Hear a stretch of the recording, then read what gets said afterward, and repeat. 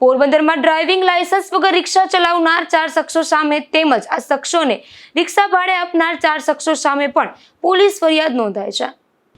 પોરબંદરના મિલપરા શેરી નંબર 9 માં રહેતા રાજેશ કાનજી બામણિયાએ પોતાની રિક્ષા બોખીરાના કેકે નગરમાં રહેતા નિલેશ મધુરસ કુકડિયાને ચલાવવા આપી હતી। છાયાના જિગ્નેશ ટપુલાલ થાનકીએ પોતાની એક રિક્ષા રઘુવંશી 4 રસ્તા રહેતે સંદીપપુરા રાઠોડને ચલાવવા આપી હતી, ત્યારે બીજી રિક્ષા છાયા રતનપર રોડ પર કેનાલ કાંઠે રહેતા ભરત વિક્રમ ઓડેદરાને ચલાવવા આપી હતી, જ્યારે પંચહાટડીના ચોરા પાસે રહેતા મિરાજ હરીશ કાટેલિયાએ પોતાની રિક્ષા જૂની ફિશ માર્કેટ વિસ્તારમાં રહેતા હીરા જાદવ પાંજરીને ચલાવવા આપી હતી। પોલીસના ચેકિંગ દરમિયાન ચારે રિક્ષા ચાલકો માનવ જિંદગી જોખમાયા હતા તે રીતે રિક્ષા ચલાવતા હતા અને ચારે પાસે ડ્રાઇવિંગ લાયસન્સ પણ ન હતા।